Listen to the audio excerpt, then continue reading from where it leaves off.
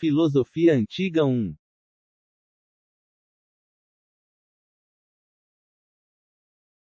Por que alguém deveria estudar a história da filosofia? Há muitas razões, mas todas convergem para dois grupos, filosóficas e históricas.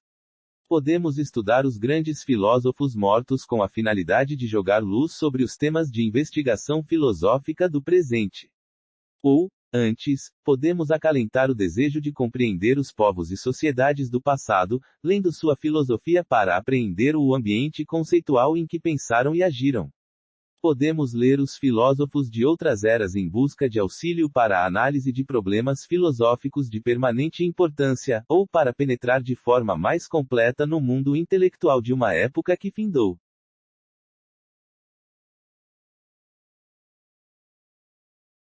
A palavra filosofia significa diferentes coisas em diferentes oradores, e, de modo correlato, a história da filosofia pode ser interpretada de diversos modos.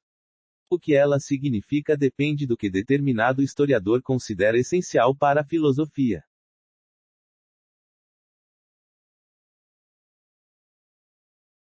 A tentação para a maioria dos historiadores da filosofia é encarar a filosofia não como algo que culmine em suas próprias obras, mas, em vez disso, como um progresso gradativo no rumo de qualquer que seja o sistema filosófico que esteja na moda na ocasião. Deve-se, no entanto, resistir a tal tentação. Não existe força que assegure o progresso filosófico em qualquer direção programada.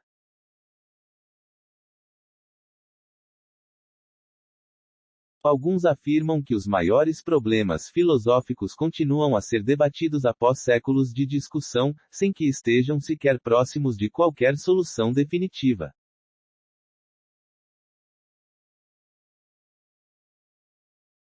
A filosofia pode ser encarada tanto como uma ciência quanto como uma arte. A filosofia é, de fato, singularmente difícil de classificar, assemelhando-se tanto às artes quanto às ciências.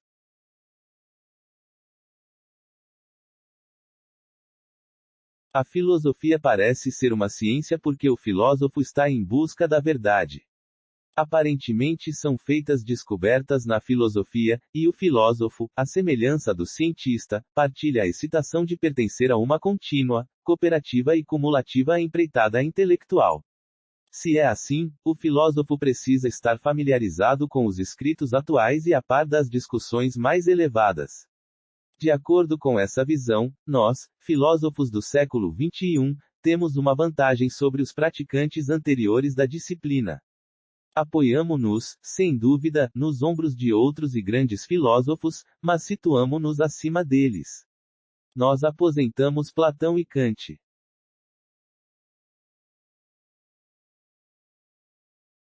Nas artes, porém, as obras clássicas não ficam datadas. Se quisermos aprender física ou química, e não a história dessas disciplinas, não leremos hoje nem Newton nem Faraday.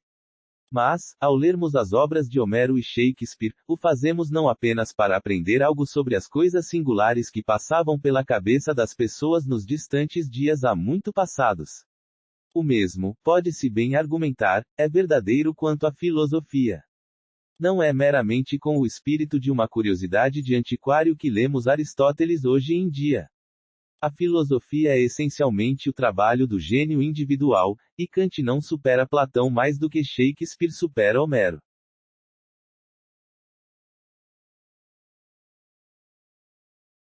A filosofia não é uma questão de expandir o conhecimento, de aquisição de novas verdades sobre o mundo. O filósofo não se encontra em posse de informações que são negadas a outros.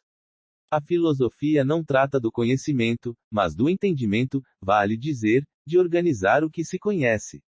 Mas por ser a filosofia tão abrangente, tão universalista em seu campo, a organização do conhecimento que ela exige é tão difícil que somente gênios podem realizá-la.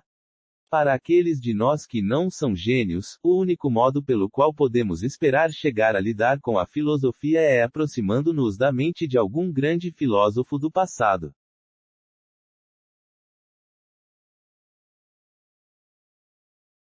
Embora a filosofia não seja uma ciência, ela partilhou uma íntima relação com as ciências por toda a sua história. Muitas disciplinas que faziam parte da filosofia na Antiguidade ou na Idade Média tornaram-se desde então ciências independentes.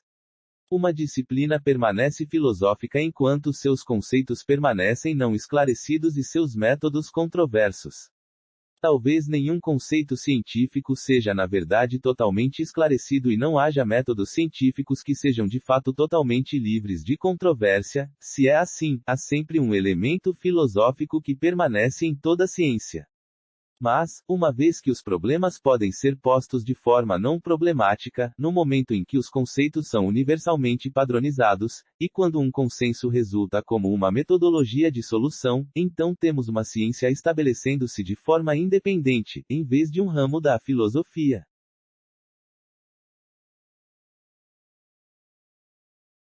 A filosofia, denominada em certa ocasião, rainha das ciências, e também sua aia, talvez seja mais bem pensada como útero, ou a parteira, das ciências.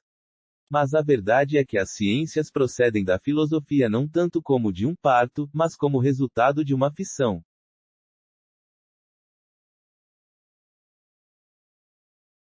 No século XVII, os filósofos muito se ocuparam em pensar o problema sobre quais de nossas ideias seriam inatas e quais seriam adquiridas.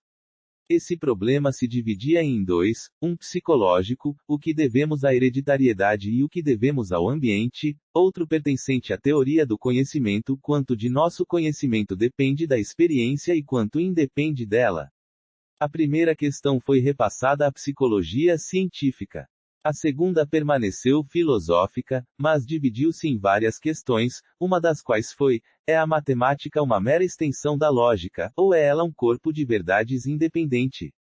A questão sobre se a matemática poderia ser derivada da lógica pura foi dada uma resposta precisa pelo trabalho dos lógicos e matemáticos do século XX. A resposta foi matemática, não filosófica. Assim, temos aqui uma primeira, e confusa, questão filosófica, a qual se ramificou em duas direções, rumo à psicologia e rumo à matemática, restando na interseção um resíduo filosófico a ser esmiuçado, relativo à natureza das proposições matemáticas.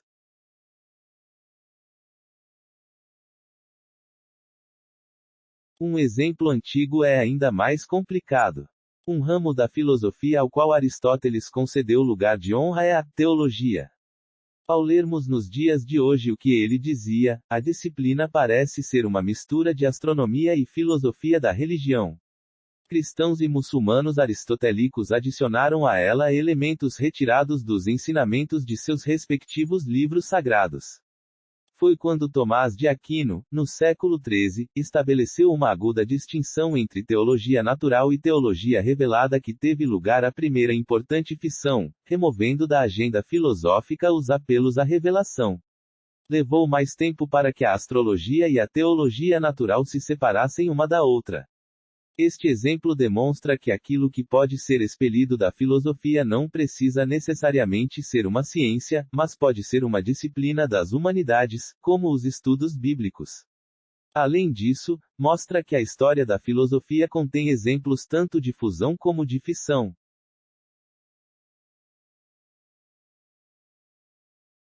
A filosofia assemelha-se às artes por relacionar-se de forma significativa a um cânone. Um filósofo situa os problemas a ser abordados relativamente a uma série de textos clássicos. Por não possuir nenhum tipo de assunto específico, mas tão somente métodos característicos, a filosofia é definida como uma disciplina a partir das atividades de seus grandes praticantes.